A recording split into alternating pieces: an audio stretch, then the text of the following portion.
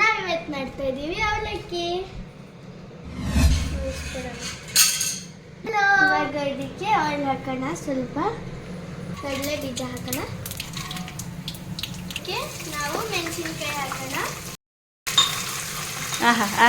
ಸಿಡಿತೈತೆ. ಇವಾಗ ಇದಕ್ಕೆ ಪೊಟ್ಯಾಟೊ ಹಾಕೋಣ.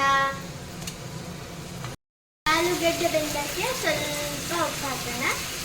5 ನಿಮಿಷ ಲಿಡ್ ಹಾಕಿ ಕ್ಲೋಸ್ ಮಾಡೋಣ.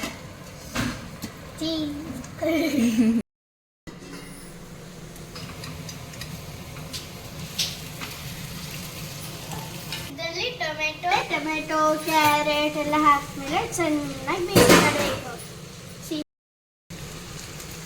ಇವಾಗ ನಾವು ಇದ್ರಲ್ಲಿ ಸ್ವಲ್ಪ ಪೆಪ್ಪರ್ ಪೌಡರ್ ಹಾಕೋಣ. ಇದಕ್ಕೆ ಸ್ವಲ್ಪ ಉಪ್ಪು ಹಾಕೋಣ.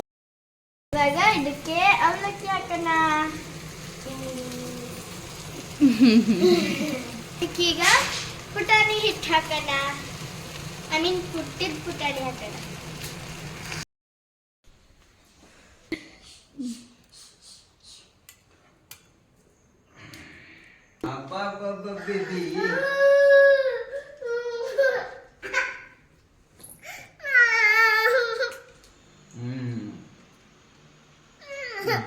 Super.